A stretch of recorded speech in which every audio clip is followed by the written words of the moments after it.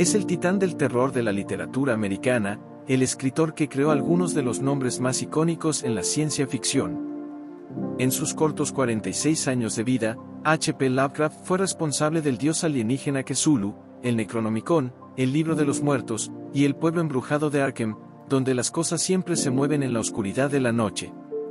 Inspiró a todos, desde Stephen King hasta Jorge Luis Borges y los escritores de Batman. Su obra está tan arraigada en la cultura pop que incluso puedes comprar peluches de sus monstruos más espeluznantes. Sin embargo, Lovecraft fue un hombre prácticamente desconocido en su vida, viviendo recluido en Rhode Island. Creó un universo ficticio expansivo que fusionó el horror tradicional con la ciencia de vanguardia de formas nuevas y revolucionarias, y luego murió antes de que más que un puñado de personas pudieran leerlo.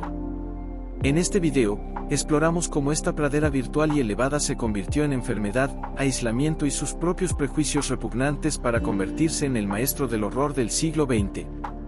Uno de los temas recurrentes en la obra de Lovecraft son las familias comunes que ocultan oscuros secretos en su linaje. No hace falta buscar demasiado para encontrar la inspiración de esto. El 20 de agosto de 1890, Howard Phillips Lovecraft nació en la majestuosa casa ancestral de una de las familias más antiguas de Providence. El lado materno eran aristócratas adinerados con rumores de endogamia en sus antecedentes, mientras que su padre era un viajante de comercio que ya sufría de sífilis no diagnosticada antes de que el joven Howard cumpliera 3 años. Su padre tuvo un colapso nervioso debido a su enfermedad y fue recluido en un manicomio. Aunque el hombre vivió otros 5 años, Lovecraft nunca lo volvió a ver. A pesar de este contratiempo evidente, la madre de Lovecraft, Sarah, trató de darle una vida relativamente normal. Se mudaron con su padre, el increíblemente adinerado y gloriosamente bigotudo Whipple Van Buren Phillips. Fue aquí donde Lovecraft tuvo su primer encuentro con lo extraño.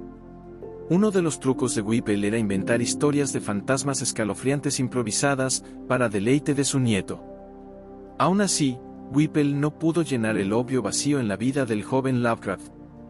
Desde casi el día en que su padre colapsó, Lovecraft quedó paralizado por enfermedades psicológicas. A los 6 años, tenía terrores nocturnos con hombres sin rostro tan intensos que temblaba durante días. Tal vez no sea sorprendente que apenas asistiera a la escuela. La casa de los Whipple estaba llena de libros, y Lovecraft los leía incluso cuando faltaba a la escuela. Leyó Las Mil y Una Noches, a Edgar Allan Poe e incluso revistas científicas. Para 1898, Lovecraft ya era un ateo autodeclarado y científico, produciendo sus propias revistas caseras de geología. Por extraña que fuera su infancia, al menos fue estable. Pero lamentablemente, eso no duraría. En marzo de 1904, Whipple sufrió un derrame cerebral masivo y murió al día siguiente. Inmediatamente, la vida de Lovecraft se dio vuelta por completo. Resultó que las finanzas de Whipple habían sido mal manejadas. Dentro de días de su muerte, Lovecraft y su madre Sarah fueron desalojados de la casa y se vieron obligados a mudarse a un departamento pequeño. El shock fue tan grande que Lovecraft, que en ese momento tenía 14 años, contempló ahogarse en el río Barrington. Aunque pasarían algunos años antes de que esto saliera a la luz, el día en que murió Whipple es efectivamente el día en que tanto Sarah como su hijo se volvieron locos. En 1908, Lovecraft sufrió una crisis catastrófica relacionada en gran parte con la tragedia. Incapaz de terminar la escuela secundaria, incapaz de asistir a la universidad, se encerró con su madre y cortó todo contacto con la sociedad. Durante los siguientes 5 años, la relación entre ellos se volvió tóxica. Si la muerte de Whipple había dañado a Lovecraft, también había torcido a Sarah, que se volvió verbalmente abusiva con su hijo adolescente, llamándolo grotesco y ordenándole que nunca la abandonara. Para 1913, los dos vivían como reclusos codependientes. Lovecraft nunca salía de casa antes del atardecer y pasaba su tiempo libre leyendo revistas pulp. En este momento, parece que desarrolló tanto una paralizante ansiedad social como su miedo anormal al frío. En resumen, la vida de Lovecraft era dolorosamente deprimente, carente de amigos y objetivos, y estaba en peligro de simplemente desaparecer de los libros de historia. Pero su vida estaba a punto de ser salvada por el héroe menos probable, una novelista romántica que probablemente nunca hayas oído hablar. Fred Jackson. Si hubieras mencionado su nombre a H.P. Lovecraft en 1913, el recluso de Rhode Island habría vomitado sangre. Jackson era un maestro de las historias románticas cursis y sus tramas cursis llenaban las páginas de Argosy, una revista popular. Lovecraft, de alguna manera masoquista, había estado siguiendo estas historias durante algún tiempo y finalmente, harto de esta agresión pasiva, hizo lo que cualquier extraño enojado que vive solo con su madre habría hecho, lo troleó por completo. A lo largo de 1913, Lovecraft envió una serie de cartas a Argosy atacando la falta de talento de Jackson, y cada vez lo hizo en forma de poema. Fue un comportamiento extraño, casi infantil, pero fue lo que realmente impulsó la carrera de Lovecraft. Para 1914, este escritor de cartas extrañas llamó la atención de Edward F. Daas, presidente de la United Amateur Press Association. Daas, intrigado, leyó algunos de los poemas de Lovecraft a Jackson y, al parecer, le gustaron. Ofreció a Lovecraft un trabajo y así comenzó una de las carreras literarias más improbables de la historia. Quizás halagado por la atención de Daas, el joven Lovecraft de 24 años se lanzó al trabajo en la prensa amateur como un demonio innombrable en el agua. Escribía ensayos, publicaba revistas, componía poemas e incluso finalmente dejó el asfixiante abrazo de su madre y entabló amistades. Y gracias a sus amigos, su vida daría un giro aún más inesperado. Recordemos que desde que se unió a la UAPA en 1914, Lovecraft había formado un pequeño círculo de amigos por correspondencia, entre ellos Robert E. Howard, el creador de Conan el Bárbaro, y el escritor August Derleth, que se convertiría en un factor crucial en esta historia. Unos pocos años más tarde, Lovecraft estaba escribiendo algunos de sus mayores éxitos, El color que cayó del espacio, El caso de Charles Dexter Ward, La sombra sobre Innsmouth y Las montañas de la locura. Si no eres fan de Lovecraft, solo debes saber que esto es como si los Beatles lanzaran Sgt. Pepper, The White Album, Yellow Submarine y Abbey Road uno tras otro. Era un maestro en su apogeo, conjurando vistas de ciudades alienígenas ciclópeas y horizontes eldritch como nada que los lectores hubieran experimentado antes. Sin embargo, la tragedia siempre parecía estar al acecho. En 1932, la tía de Lovecraft, Lillian Clarke, murió. A pesar de su personalidad dominante, Lovecraft quedó devastado y él y su otra tía, Annie, se vieron obligados a mudarse a un pequeño apartamento.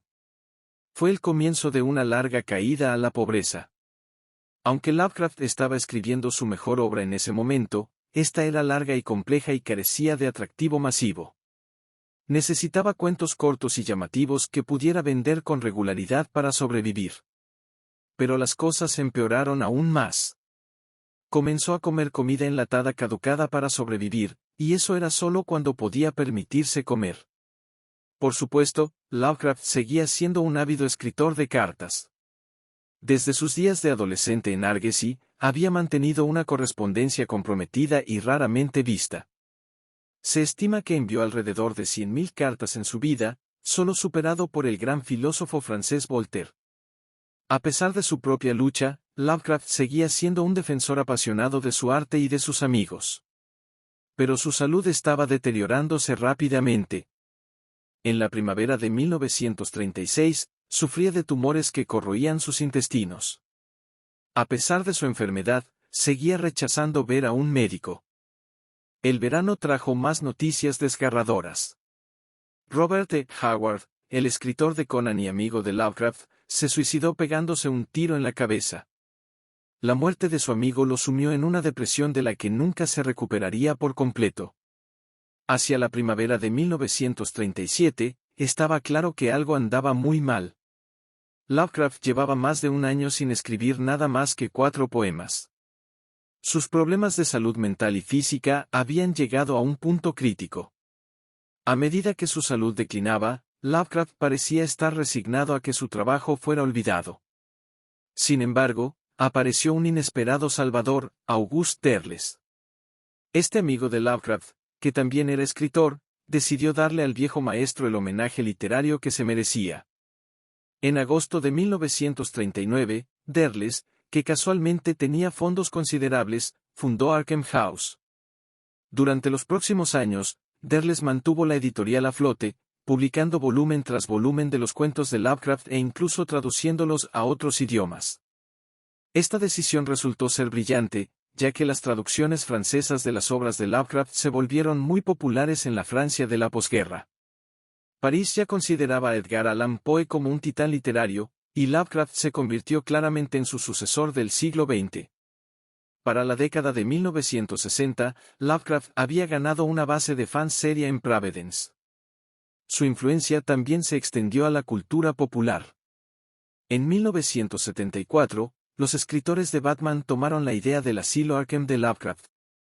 En 1977, el superfan Stephen King explotó en la escena literaria con Carrie y pasó el resto de su carrera alentando a otros a leer a Lovecraft.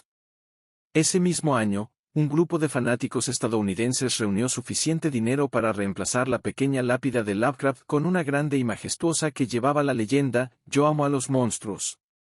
Cthulhu. La mejor manera de explicar el atractivo duradero de H.P. Lovecraft es a través de las palabras de Erica Henderson, la artista de Marvel responsable de Squirrel Girl. En una entrevista con The Guardian en 2013, ella dijo: "Lovecraft creó un mundo donde los humanos están solos flotando en un rincón de un universo aterrador que no podemos comprender, porque nuestro tiempo en él ha sido tan corto y somos tan insignificantes en comparación con los horrores del mitos de Cthulhu". Gran parte del horror moderno se basa en esa idea. Lovecraft hizo que los escritores como Stephen King descubrieran y exploraran la vastedad aterradora del cosmos. Sus palabras continúan resonando en los corazones de aquellos que buscan lo inexplicable, lo desconocido y lo aterrador en las sombras.